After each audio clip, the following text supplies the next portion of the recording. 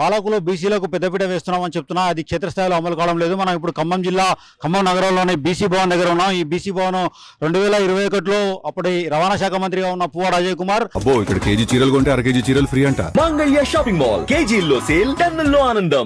శ్రీనివాస్ గౌడ్లు దీని నిర్మాణానికి శంకుస్థాపన చేశారు. 2 కోట్ల రూపాయలతో దీని నిర్మాణం శంకుస్థాపన చేసి పనులు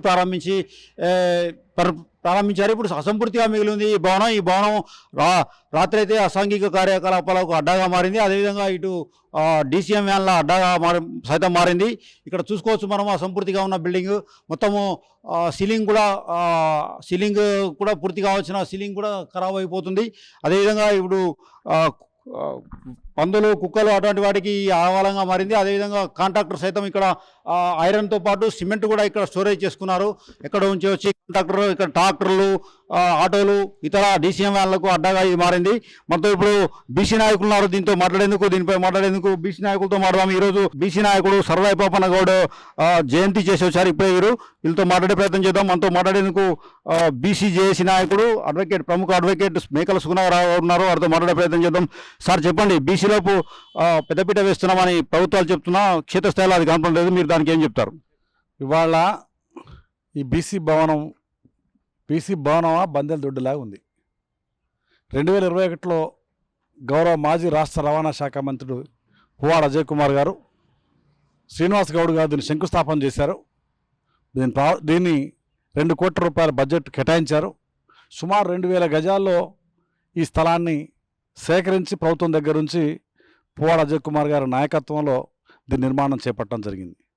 దీని ఉద్దేశం బీసీలకు సంబంధించిన అనేక అంశాలు చర్చించుకోవడం కోసం, బీసీల మహనీయుల జయంతులు వర్ధంతులు జరుపుకోవడం కోసం, బీసీలకు సంబంధించిన అనేక కులాలు చాకలి, మంగలి, కుమ్మరి, గౌడ, యాదవ లాంటి విశ్వబ్రాహ్మణ్ లాంటి కులాలకు సంబంధించి కులానికో గది కేటాయించాలని చెప్పేసి కూడా గౌరవ మాజీ మంత్రివర్యులు పువ్వాడ అజయ్ కుమార్ గారు నిర్ణయించి అందుకు అనుగుణంగా కార్యాచరణ చేపట్టారు.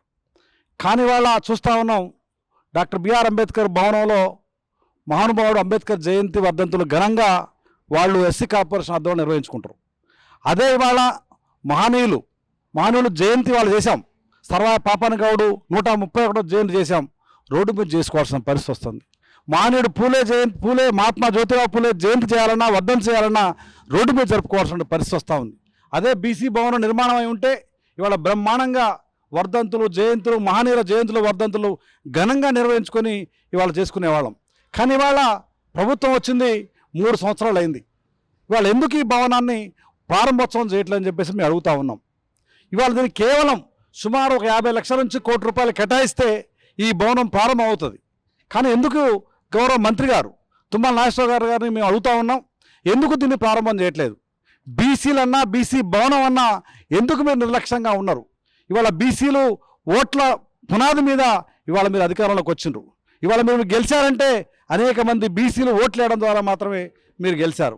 కానీ వాళ్ళు ఎందుకు ఈ భవనాన్ని పందుల దొడ్డి కంటే ఘోరంగా ఉంచుతున్నారంటే ఎందుకు ఉంచుతున్నారని చెప్పేసి మేము అడుగుతా ఉన్నాం. అంటే బీసీల పట్ల నిర్లక్ష్య వైఖరికి ఇది నిరసన కాదా అని చెప్పేసి మేము అడుగుతా ఉన్నాం. అందుకే రాబో కాలంలో ఇంకో 10-15 రోజుల్లో దీన్ని ప్రారంభోత్సవం చేయాలని చెప్పేసి మంత్రి గారిని డిమాండ్ చేస్తూ ఉన్నాం. లేకపోతే ఖమ్మం జిల్లా బీసీ సంఘాల నాయకత్వంలో పెద్ద ఎత్తున ఉద్యమం చేసి ఈ భవనాన్ని మేము తప్పకుండా మా అంతటా మేమే ప్రారంభోత్సవం చేసుకుంటామని చెప్పేసి ఈ సందర్భంగా ప్రభుత్వానికి తెలియజేస్తా ఉన్నాం. రజక సంఘం నాయకులు ఉన్నారు, మీరేం చెప్తారు? నేను రజక సంఘం జిల్లా నాయకులను శ్రీనివాస్ నా పేరు.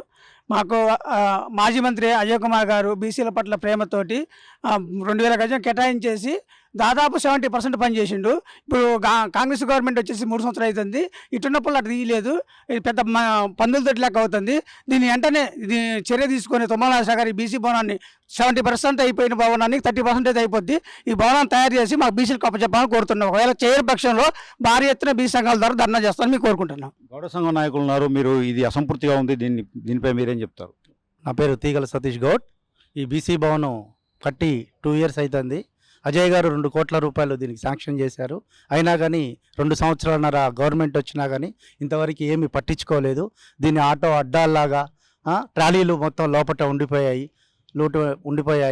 ఇక 15-20 రోజుల్లో గనక ఇది మాత్రం మొదలు పెట్టకపోతే భారీ ఎత్తున ఆందోళన చేసి ధర్నాలో కూర్చుంటామని విజ్ఞప్తి చేస్తున్నాం. ఖమ్మం జిల్లాలో మరి ఈ రోజున బీసీలు ఎక్కడ చూసినా కూడా ఏదైనా సమావేశం నిర్వహించుకోవాలంటే అనేక రకాల ఇబ్బందులను ఎదుర్కొంటున్నారు. ముఖ్యంగా మరి గత ప్రభుత్వం ఈ విషయం మీద అనేక పర్యాయాలు వారికి విన్నవించిన వెంటనే సరే అన్ని కులాలు కలిసి ఒకే వేదికగా ఉండేటట్టుగా మేము మీకు మాట ఇచ్చి నిర్మాణం చేపడతామని, తదనుగుణంగానే నిర్మాణం ఖమ్మంలో మీకు అనుకూలంగా ఉండేటటువంటి ప్లేస్ ఫలానా ఉందని మీరు చెప్తున్నారు కాబట్టి అని చూసి ఆ రోజున బీసీ భవనానికి నామకరణం శంకుస్థాపన చేసి మరి కన్స్ట్రక్షన్ని ప్రారంభించడం జరిగింది. మరి కాలానుగుణంగా ప్రభుత్వం మారినటువంటి కాలక్రమంలో మరి జరిగినటువంటి ఇక్కడ ఆ రోజు ఏదైతే మొదలుపెట్టి ఉన్నదో అది అసంపూర్తిగా ఉంది. మరి ఇన్ని కోట్ల రూపాయలు దాన్ని ఖర్చు పెట్టి మరి అసంపూర్తిగా ఉంటే మరి ప్రభుత్వం మారినంత లోపట్లో బీసీలు అయితే మారట్లేదు కదా, బీసీల బతుకులు అయితే మారట్లేదు కదా. మాకు ఇచ్చినటువంటిది మీరు కులానికి ఒక భవనం కావాలన్న ఆ రోజు డిమాండ్ చేస్తే ఆ రోజు ఉన్నటువంటి ప్రభుత్వం అన్ని కులాలకి అన్ని భవనాలంటే ఎకరాల వందల కొద్ది ఎకరాలు కావాల్సి వస్తుందని ఒక నవ్వు నవ్వి సరే మీ బీసీలంతా ఐక్యంగా ఉంటారంటున్నారు కాబట్టి ఎక్కడో దూరంగా ఎందుకు మీ పట్టణంలోనే మేము నిర్మించిస్తామని ఒక మంచి సంకల్పం చేసింది. అయితే ఈ రోజున ఈ ప్రభుత్వానికి మనం విన్నవించుకునేది ఏంటంటే బీసీలు అనేటటువంటి వారు కూడా సమాజంలో ఉన్నటువంటి మేము వర్గాల మనుషులమే, మమ్మల్ని కూడా మీరు ఆదరణతోటి మేము కూడా మీ బీసీల పక్షపాతం అని చెప్పుకున్నటువంటి ప్రభుత్వానికి ఈ రకంగా ఖమ్మంలో ఇవాళ మాకు 3 మంత్రులు ఉన్నారు. మిమ్మల్ని అందరినీ మేము విన్నవించుకునేది ఏంటంటే ఈ భవనాన్ని నిర్మించి పూర్తిగా మాకు బీసీలకి హ్యాండ్ ఓవర్ చేసినట్టయితే మేము కూడా ఈ రోజున ఈ ప్రభుత్వం కూడా మాకు కూడా సహకరిస్తుందని చెప్పుకోవడానికి అవకాశం ఉంది. కాబట్టి ఇప్పటికైనా ఈ ప్రభుత్వం అసంపూర్తిగా ఉన్నటువంటి భవనాన్ని మీరు ప్రత్యేక దృష్టి పెట్టి మాకు కనీసం విజయదశమి నాటికైనా మీరు పూర్తి చేసి మరి మా చేత ఈ భవనంలోకి మరి వచ్చేటట్టుగా మిమ్మల్ని ఆహ్వానించి మీ చేత మేము ప్రారంభోత్సవం చేయించుకోవడానికి అవకాశం ఇస్తారని గౌరవ మంత్రులకి విజ్ఞప్తి చేస్తున్నాం. మామిడి వెంకటేశ్వర్లు ముదిరాజ్, ఖమ్మం జిల్లా. నేను ఈరోజు మత్స్య సహకార సంఘాల చీఫ్ ప్రమోటర్ని. కాబట్టి మీరు దయచేసి ఇది పెద్ద మనసుతోటి ఆలోచించాలని మేము కోరుకుంటున్నాం. సంఘం నుంచి మీరు చెప్పండి, ఈ అసంపూర్తిగా ఉన్న భవనం దీన్ని ఏం చెప్తారు మీరు?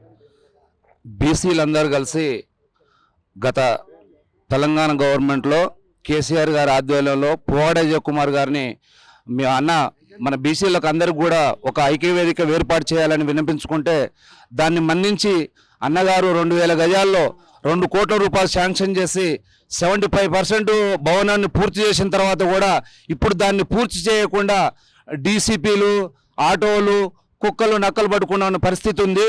కాబట్టి 25% ఇంకా పూర్తి అయ్యేది ఉంది. కాబట్టి దాన్ని పూర్తి చేసి బీసీలందరినీ ఓట్లతోటి గెలిచిన కాంగ్రెస్ పార్టీ మంత్రులు 3 ఉన్నారు.